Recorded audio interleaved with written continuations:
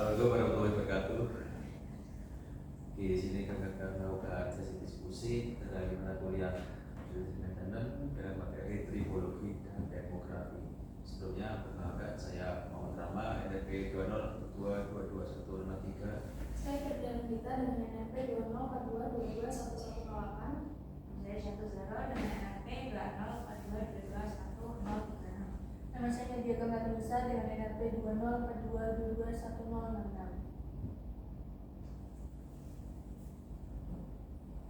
Langsung pada Pak Isa.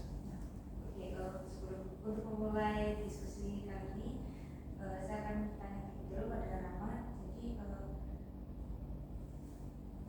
apa sih sebenarnya yang dimaksud dengan tribologi dan mengapa ilmu tersebut penting dalam melakukan pendidikan? Oke, tribologi itu merupakan bidang yang mempelajari sistem pelumasan dan keobservasi mesin dengan teknik seperti analisis pelumas dan spektrografi untuk mendeteksi kondisi mesin serta mengoptimalkan jadwal pergantian pelumas. Dan mengapa penting? Karena dapat mendeteksi kerusakan dan mengukur tingkat pelumasan ke peralatan mekanik yang saling bergesekan. Jadi tribologi ini kan seperti prediksi maintenance sekali dengan melakukan analisa oil Nah, karena tadi Rama udah jelasin tentang apa itu tribologi. Nah, selanjutnya itu apa yang dimaksud dengan demografi itu sendiri dan mengapa ilmu tersebut itu juga penting dalam prediktif maintenance. Jadi termografi itu juga salah satu metode yang digunakan dalam sebuah industri. Termografi ini itu metode dalam memantau suhu atau temperatur dalam permukaan objek. Jadi dia tuh non kontak tapi dapat mengetahui suhu permukaan objek secara eksternal. Nah, itu menggunakan prinsip infrared dan ultraviolet. Kalau di prediktif maintenance sendiri itu digunakan untuk mendeteksi apabila terjadi kerusakan pada pompa, motor, ataupun jaringan elektrik seperti kabel-kabel yang ada di panel box. Kemudian kalau gambar yang dihasilkan dari termografi ini berwarna merah, biasanya itu temperaturnya lebih tinggi. Tapi kalau warnanya biru, itu temperaturnya lebih rendah. Jadi bisa disimpulkan kalau tribologi itu mendeteksi keausan, kualitas pelumasan. Nah, tapi kalau termografi itu lebih ke panas atau temperatur yang abnormal. Oke, jadi selanjutnya saya ingin bertanya, apa saja instrumen yang digunakan dalam termografi untuk mendeteksi kerusakan dan apakah ada standar tertentu dalam menentukan prioritas perbaikan? Oke, jadi untuk instrumen apa aja yang digunakan pada teknik termografi ini ada 3 utamanya, ada infrared thermometer, kemudian ada pemindai garis yang yaitu bisa memberikan pemindaian satu dimensi atau bergaris radiasi komparatif ke sistem ataupun alatnya, dan terakhir ada pencitraan thermal. Nah, jadi untuk standar dari prioritas perbaikannya sendiri itu ada berdasarkan temperatur. Jadi dari temperatur, misalkan jika temperatur tersebut berada di rentang 1 derajat Celcius hingga 10 derajat Celcius dengan perbedaan suhu antar komponen mesin sekitar 1 derajat Celcius hingga 3 derajat Celcius, jadi kondisi itu dianggap normal, jadi tidak memerlukan perbaikan. Nah, apabila kenaikan suhunya sendiri mencapai 10 derajat Celcius hingga 20 derajat Celcius dengan perubahan temperaturnya 1 derajat hingga 3 derajat Celcius, itu menunjukkan awal mula timbulnya permasalahan. Nah, jadi sebaiknya dilakukan pemeriksaan rutin. Nah, dan selanjutnya ada kenaikan temperatur bila berada di kisaran 20 derajat Celcius hingga 40 derajat Celcius dengan perbedaan temperaturnya ada 4 derajat Celcius hingga 6 derajat Celcius.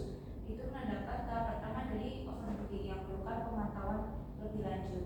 Nah, ketika temperaturnya lebih tinggi antara 40 derajat Celcius hingga 60 derajat Celcius dengan perbedaan temperaturnya sebesar 7 derajat Celcius hingga 9 derajat Celcius, situasi tersebut akan masuk tahap kedua dari overheating, di mana harus dipantau dengan sangat ketat untuk mencegah kerusakan serius lebih lanjut.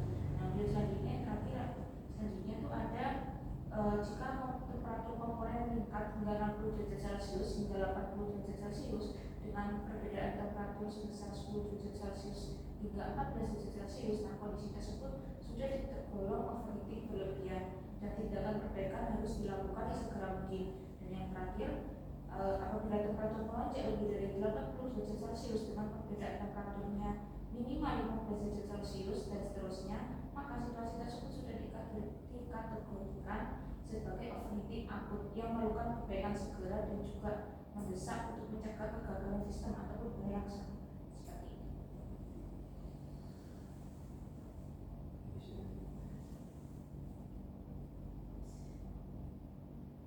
Kemudian tadi kan sudah dijelaskan kan mengenai apa itu tribologi. Nah sekarang teknik analis apa saja sih yang digunakan dalam studi tribologi dalam mengevaluasi kan apabila dari suatu mesin itu adanya gesekan, kausan ataupun pelumasan.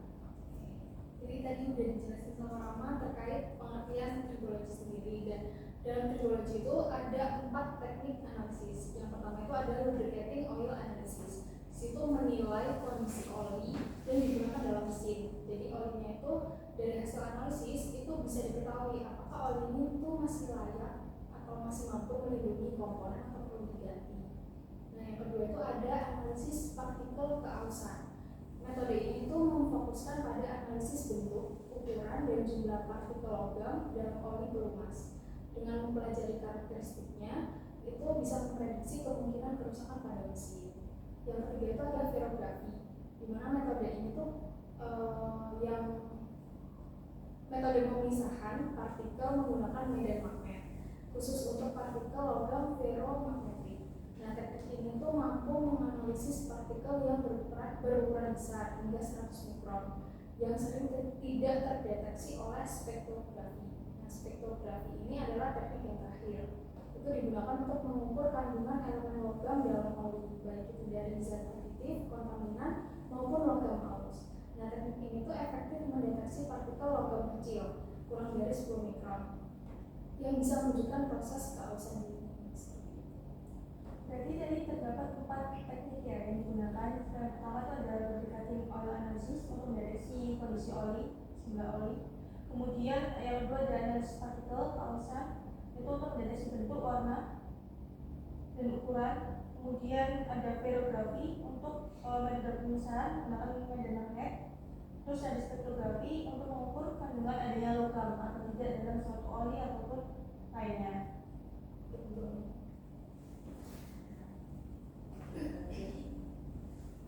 Makanya sebenarnya apa saja nih tantangan yang dihadapi dalam penerapan tribologi di dunia industri kira-kira? Oke, mungkin tantangan yang banyak ditemui pada metode tribologi di industri ini adalah biaya ya. Soalnya di metode tribologi ini membutuhkan banyak peralatan seperti alat spektrografi ini memiliki biaya yang tinggi, sekitar $30.000 hingga $50 sekian puluh juta. Kemudian yang mempunyai sulitnya adalah untuk digunakan kecuali digunakan secara luas. Jadi penggunanya itu hanya sempit saja, tidak digunakan secara luas. Kemudian biaya untuk pengujian standar di laboratorium yang antara $20 hingga $50 per sampel tergantung pada parameter yang dites. Ya, parameter yang dites ini mungkin warna dari oli, kemudian tingkat viskositas, kemudian gram pengotor yang ada di dalam oli gitu. Kemudian ada tantangan dalam pengambilan sampel di lapangan ya. Sampel itu harus diambil secara konsisten dari titik yang tepat, seperti dari aliran sirkulasi oli, bukan dari dasar tangki. Karena partikel itu cenderung mengendap, kemudian pengambilan sampel dari lokasi yang salah bisa menghasilkan data yang menyesatkan. Teknik pengambilan sampel itu juga dan frekuensinya itu sangat mempengaruhi akurasi dari diagnosis. Nah, kemudian sampling ini harus dilakukan secara berkala ya, terutama ketika kausan diprediksi akan terjadi dalam jangka waktu tertentu. Nah, kemudian maka interval pengambilan sampel itu harus cukup sering agar data signifikan tidak terlewatkan. Kurang lebih seperti itu untuk kendalanya. Sejauh ini kayak kendalanya menjadi biayanya seperti itu. Aku juga mau tanya dong, karena tadi kan tantangan tribologi. Nah, sekarang kalau tantangan termografi sendiri dalam dunia industri itu gimana sih? Jadi kalau di termografi sendiri itu kan setiap bahan itu memiliki nilai emisivitas yang berbeda-beda. Nah itu juga mempengaruhi apabila emisivitas yang berbeda-beda itu mempengaruhi dari hasil deteksi yang bisa menyebabkan tidak akurat. Kemudian adanya pengaruh lingkungan eksternal seperti adanya kelembapan, debu, hujan atau sinar matahari yang dapat mempengaruhi pembacaan dari si termografi. Kemudian juga tadi kan tribologi juga mahal ya, lumayan mahal, dan di termografi ini juga biaya perawatannya juga cukup mahal seperti itu. Oke, berarti bisa disimpulkan dari segi materialnya, kemudian lingkungan eksternalnya, dan juga lagi-lagi biaya. Betul.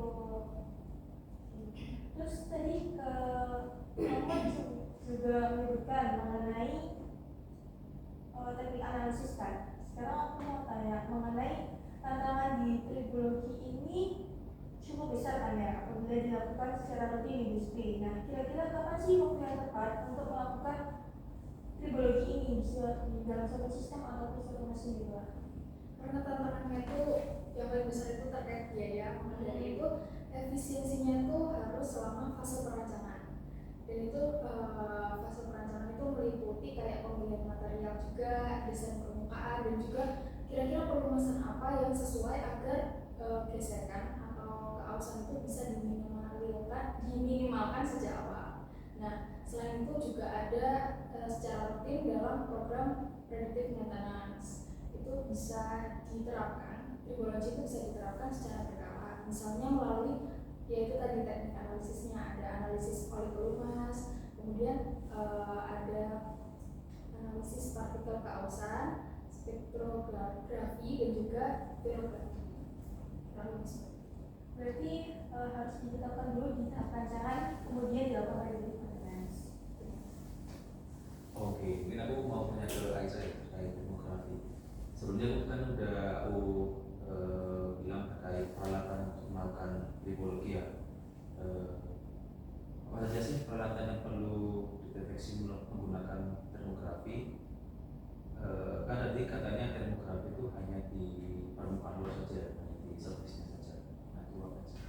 Nah, sebenarnya peralatan-peralatan yang perlu dideteksi itu cukup banyak ya, tapi itu lebih difokuskan ke komponen masing-masing peralatan tersebut. Nah, misalnya ini ada motor kontrol ataupun distribution centernya, dan ada main secondary dari switchgear, ada circuit breaker, kemudian ada saluran gas, ada motor, transformer. Selanjutnya ini ada transformer dry tap, ada transformer bushing, kapasitor, ada high voltage switchgear, low voltage switch, fuses, circuit breaker, dan juga konverter. Seperti itu masih secara garis besar saja. Oke, berarti bisa disimpulkan bahwa pengukuran dari termografi ini haruslah terpusat ke peralatan tertentu ya, gitu. Jadi tidak bisa digeneralkan.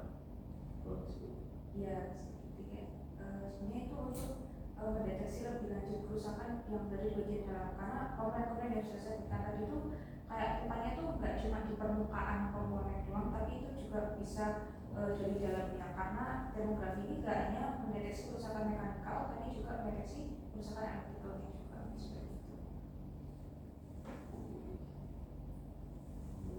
Nah, dari diskusi kita nih, kira-kira dari kalian masing-masing anak nih, kira-kira yang lebih efisien itu apakah tribologi atau termografi dalam sebuah sistem industri?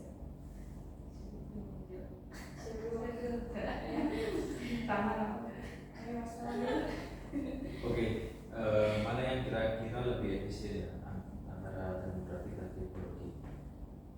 Tergantung pada tujuannya dan penggunaannya. Pertama, tribologi ini fokus pada gesekan, pelumasan, dan keausan. Ini berguna untuk mengoptimalkan performa mesin, memenuhi keausan komponen, dan juga memperpanjang umur pakai peralatan. Gitu. Jadi tribologi ini diterapkan secara langsung pada sistem mekanik dan mempengaruhi bagaimana mesin bekerja sehari-hari. Jadi tribologi ini difokuskan untuk mesin yang saling bergesekan dan membutuhkan pelumas di setiap operasi itu. Kemudian untuk termografi ini adalah teknik pendeteksian suhu permukaan melalui kamera inframerah. Ini berguna untuk mendeteksi dini kerusakan atau anomali seperti overheating pada bearing, motor, atau panel listrik tanpa perlu membongkar alat. Jadi hanya mendeteksi servisnya aja, jadi hanya lapisan luarnya aja, bukan harus mengukur gesekan. Kalau dari aku setuju banget sama Rama dan izin menambahkan. Jadi kalau misalnya ditanya yang lebih efisien mana, teknik tersebut itu nggak bisa saling menggantikan, tapi bisa saling melengkapi karena memang tujuannya itu beda. Kalau yang kita dengar tadi kan termografi itu ingin mendeteksi panas atau suhu yang abnormal, dan dia tuh juga bisa mendeteksi masalah kelistrikan. Nah, tribologi kan nggak sampai ke kelistrikan karena dia kan berhubungan sama pelumasan, sehingga efisien ini bukan berarti lebih baik tribologi atau termografi, karena memang keduanya itu punya tujuan yang beda dan justru mereka itu keduanya bisa digunakan bersamaan untuk saling melengkapi. Oke, aku juga setuju ya dengan kalian karena sebenarnya termografi sama tribologi ini juga kan berbeda juga kan. Kalau termografi ini lebih ke dia non kontak, tapi kalau tribologi secara kontak secara langsung, yaitu dengan mengetahui nilai olinya dan sebagainya. Kalau termografi ini hanya panas dan juga dia tuh untuk mendeteksi misalnya ada koneksi yang longgar ataupun ada terjadinya beban yang berlebihan. Terus komponen juga yang digunakan juga berbeda. Kalau misalnya termografi itu biasanya digunakan di panel, terus di motor, di ring, dan permukaan luar. Kalau misalnya tribologi itu biasanya digunakan di gearbox, terus bearing secara internalnya, terus komponen-komponen yang tertutup lainnya. Kalau menurut aku kita tribologi itu lebih ke dia itu cocok untuk pemeliharaan prediktif tingkat lebih lanjut, kayak analisa mendalam untuk mencari akar suatu masalah. Tapi kalau misalkan demografi itu cocoknya untuk early warning system, karena itu peringatan dini sebelum benar-benar terjadinya masalah. Seperti itu kurang lebih dari diskusi akhir kesimpulannya. Kesimpulannya dari diskusi ini adalah di industri, terutama di pelayanan mekan itu diperlukan predictive maintenance. Namun metode yang digunakan berbeda-beda tergantung dari mekanik yang digunakan, kemudian kondisi dari mekanik yang akan dibutuhkan di mana, seperti tribologi dan termografi, dan juga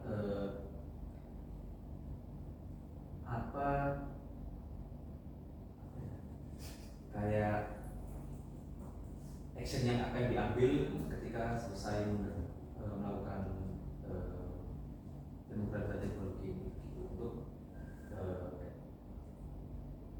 untuk maintenance alat dan juga mengembalikan alat ke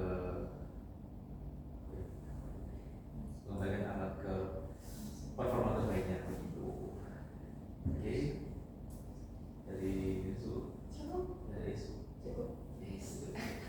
Oke, mungkin tadi kita semua cukup untuk diskusi tentang demografi dan tribologi ini. Semoga bermanfaat untuk yang melihat. Kalau lebihnya, wassalamualaikum warahmatullahi wabarakatuh. Waalaikumsalam warahmatullahi wabarakatuh.